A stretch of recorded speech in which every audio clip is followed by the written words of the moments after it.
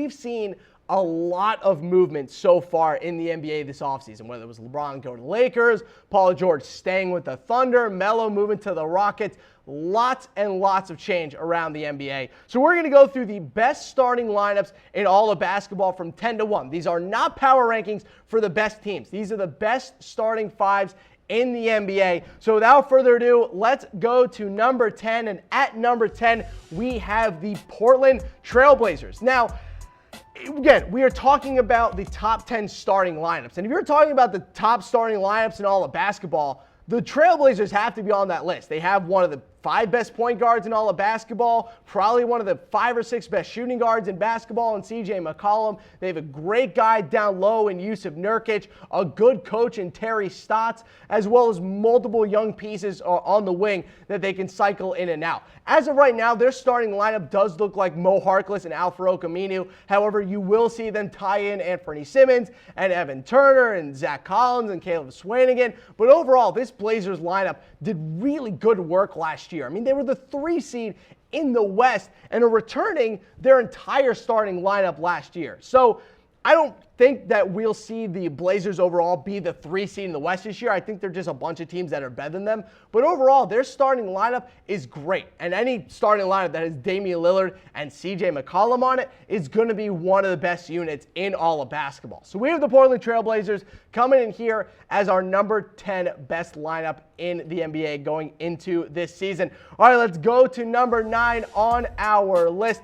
And at number 9, we have another really interesting team because, frankly, people, we have no idea what the Lakers starting lineup is going to be this year. But all we know is that that starting lineup is going to include LeBron James. And if the Lakers lineup is including LeBron James, it has to be at least one of the 10 best lineups in all of basketball. So I find this Lakers lineup to be super fun because there are so many different possibilities that they could bring to the table with this lineup. They could start Rondo at point guard, put Stevenson over there. They could put Wagner at the 4 with JaVale at the 5. They could put LeBron at the 5 and do that super death lineup with Josh Hart, Ingram, Kuzma, Alonzo Ball, and LeBron. Like, they could do so many different things with this lineup, and I think that's why I have them in the top 10 outside of obviously LeBron. There's just so many different things that they'll be able to do with this starting lineup next year, and I think this was what I think their opening day lineup will be, with Lonzo at the 1,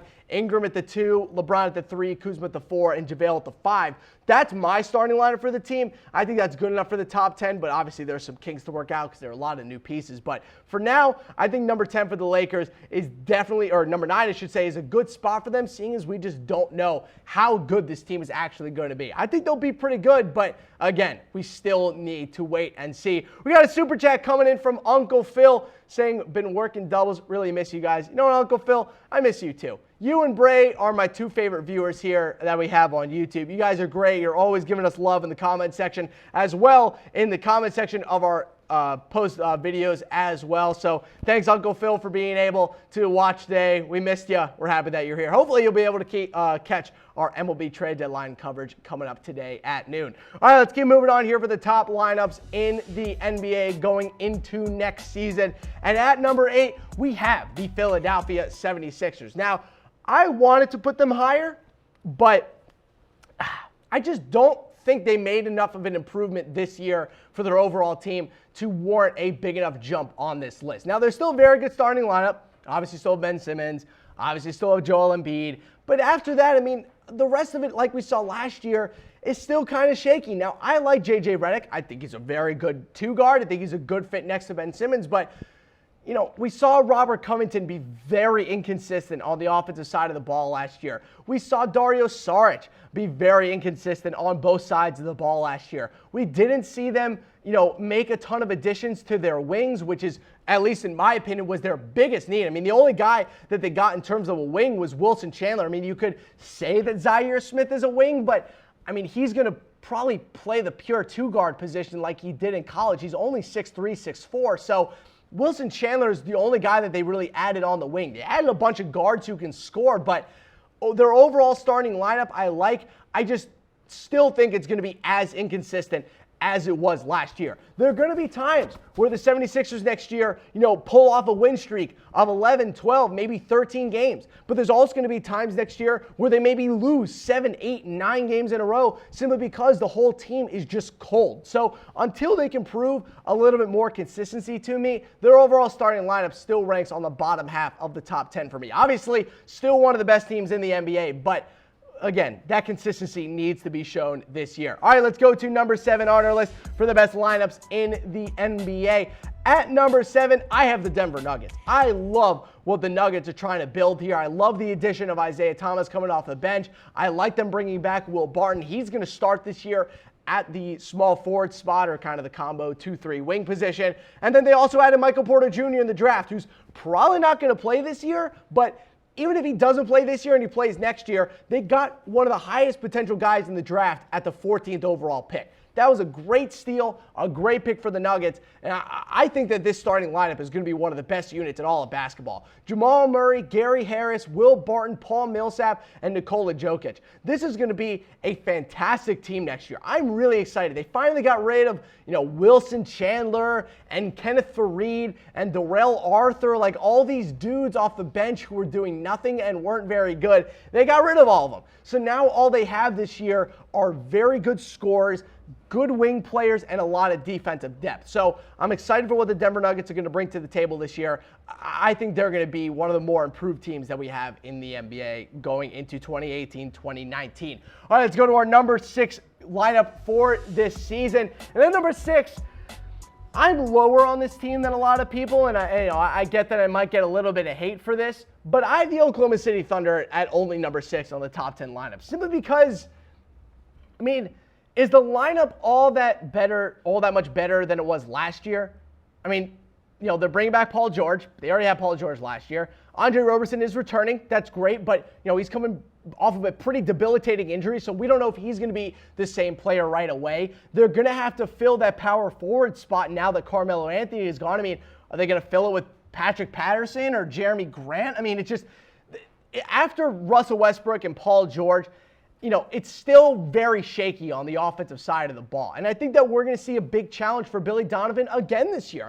We saw Billy Donovan get totally outcoached multiple times last year. He wasn't able to handle the star power of this team. So now you're bringing a Thunder team with even higher expectations than they did last year, with Paul George now back on a full max contract.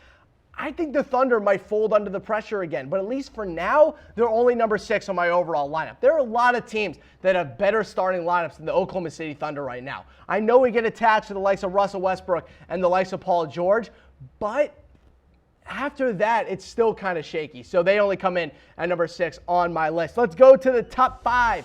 And at number 5, I am the highest Utah Jazz media member on the internet. Not even close. I think the Utah Jazz are going to end up being the number 3 or 4 seed in the West this year. I think they're going to make it all the way to the Western Conference Finals. I really do. This is an elite team with elite players, an elite coach, and a fantastic bench. Not to mention, they're bringing back 2 of their better players in Derek Favors and Dante Exum, at least towards the end of the season.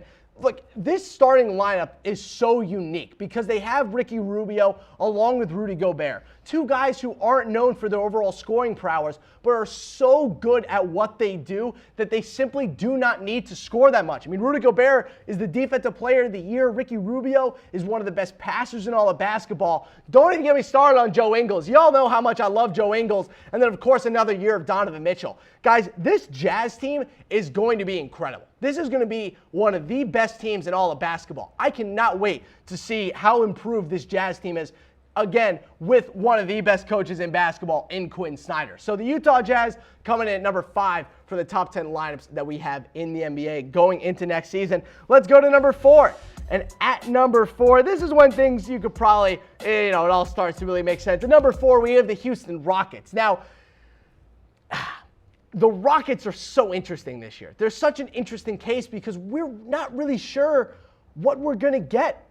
Obviously, we're bringing back Chris Paul and James Harden, but no more Trevor Ariza, no more Luke Mbah a Moute. You add Carmelo Anthony. You add a pissed-off Clint Capella because, you were pulling his chain all summer long with the extension talks. So what are you going to get out of this Houston Rockets team this year? I really am not sure, which is why I only have them number 4 behind the other top 3 teams in the NBA, because we don't know how good this Rockets team is really going to be. For all we know, Carmelo Anthony could jump back in a time machine and be the Carmelo Anthony of old, or he could continue his downward spiral of an NBA career the past 5 years and be one of the most inefficient players in all of basketball again. So, again, these are 2 very opposite possibilities for the Houston Rockets, but I'd argue that both of them are just as likely as the other. I think it is equally as likely that the Houston Rockets are a disaster as they are one of the best teams in the NBA going into next season.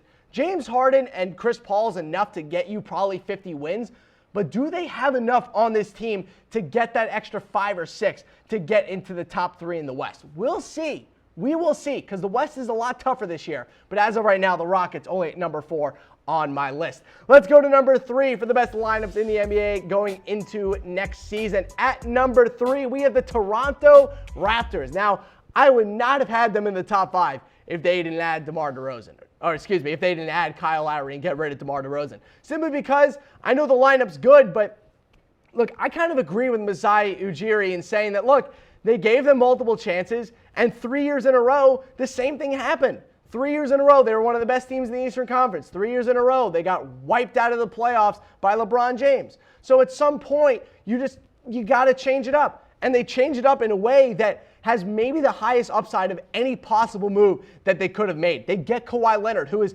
apparently very excited to be playing with Nick Nurse and is through the roof with the stuff that they're planning for him to do this season. So, look, if Kawhi Leonard is fully healthy and Kawhi Leonard is fully engaged, he is one of the 3 best players in all of basketball. And when you add that guy to your team, you're going to have one of the best lineups in the NBA. And I think this year is a huge season for the Raptors in terms of what their future outlook is going to look like. Because, look, people, I think the Celtics are going to make it all the way to the NBA Finals, but if Kawhi Leonard is fully healthy, Kawhi is the best player in the Eastern Conference and the best player on either the Celtics or the Raptors, and will give Boston a run for their money. So watch out for the Raptors this year if and only if Kawhi Leonard is fully healthy. All right, let's get to our number 2 lineup in the NBA. At number 2, oh, I was so close to putting them at number 1. I thought about it. I really did. I thought long and hard about putting the Boston Celtics as the number 1 starting lineup for this season, but I just couldn't do it. I simply couldn't do it. I would have gotten lambasted.